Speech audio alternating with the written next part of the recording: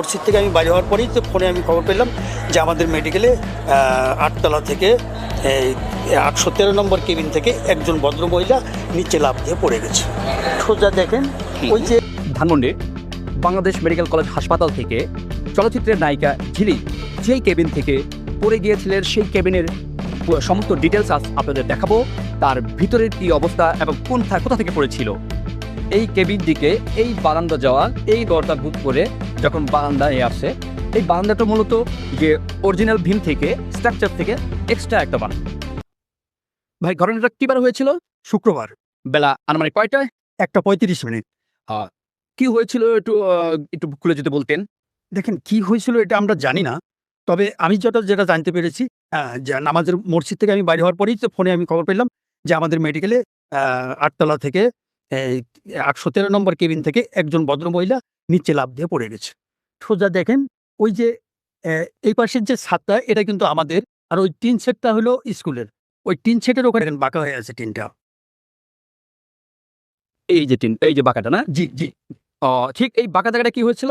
তারপর তাকে নিয়ে কোথায় যাওয়া হয়েছে? তারপর তাকে আমাদের কিছু আনসার সদস্য আছে, আনসার সদস্যরা উদ্ধার করে এমার্জেন্সিতে নেওয়া হয়েছে। এখানে যে ছিল তারা একজন চিত্রনায়িকা, একজন ঝিলি, হ্যাঁ শুনেছি। তারা মূলত কি অসুস্থ ছিল? উনিও হচ্ছে ওই যেদিন ঘটনা হয়েছিল ওই দিন তো উনি ছুটি হওয়ার কথা ছিল, মানে কি ছুটি হয়ে যাবে এই মুহূর্তে। তো ওই দিন আমি ডিউটিতে ছিলাম। তো উনি উনি হচ্ছে মানে ওনার হাজব্যান্ড ওয়াইফ এই কেবিনই ছিল, এই কেবিনই ভর্তি ছিল। তো আমরা নার্সের স্টেশনে বসা ছিলাম, আমরা আনুমানিক 1:35-এর দিকে। এরপর হচ্ছে আমি আমার ইনচার্জ দুজনই আমরা স্টেশনে ছিলাম, বাকি পেশেন্টের ফাইলের কাজ করছিলাম, যেহেতু ছুটি হয়ে যাবে উনিও ছুটি হবে, ওনার ফাইলও কাজ চলছে। তো হঠাৎ করে উনি দরজাটা খুলে আমাদের ওই সামনে হঠাৎ করে চিৎকার করে বলতেছে যে আমার বউ পড়ে। দুইবার কথাটা বলার পরে মানে একবার কথা বলার পর উনি আমরা বের হয়ে চলে আসলাম, আমরা লাফ দিয়ে চলে আসলাম, ভাই কি হয়েছে? তখন আমি আমাদের ওই সিঁড়ি পাশ দিয়ে একটা জায়গা আছে, ওইখান দিয়ে নিচে দেখি যে মানে মর্মান্তিক অবস্থায় উনি পড়ে আছে আর কি। তো এতটুকুই মোটামুটি আমরা ওই সময় জানতে পারলাম। এরপরে দেখা গেছে নিচে যারা সিকিউরিটি আছে, তারপরে আমি নিচে গেছি, ওনারা গিয়ে দেখছি যে মানে তার 6-7 জন মিলে ওনাকে মানে বের করে ইমার্জেন্সি নিয়ে গেছে। এরপর আমি উপরে চলে আসলাম। রিলিজের সময় আমার যখন ছুটি মানে উনি যখন ছুটি হবে তখনই ওনার হাজবেন্ডই ছিল রুমে।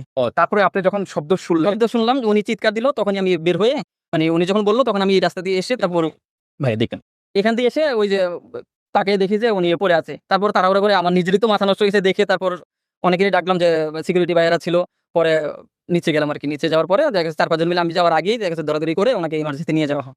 যখন ওখান থেকে ধরাধরি করে নেয় তখন ওই মুহূর্তে আপনি ছিলেন ওই জায়গাটা? না, ওই জায়গায় আমি যাওয়ার আগেই আর কি। তখন মানে চেসারে অনেকজন ছিল না, অনেকজন ছিল, দেখা গেছে আমি যাওয়ার আগেই ওনারা বের করে নিয়ে যাচ্ছে। তখন তো আর মহিলা অনেকজন ছিল, তো ওইরকম খেয়াল করা হয়নি আর কি। তখন তো ওনার দেখা গেছে আপনার ওই মানে পরিত্যক্ত একজন অজ্ঞান মানুষ হিসেবে যেরকম পড়ে থাকে ওইরকমই আর কি।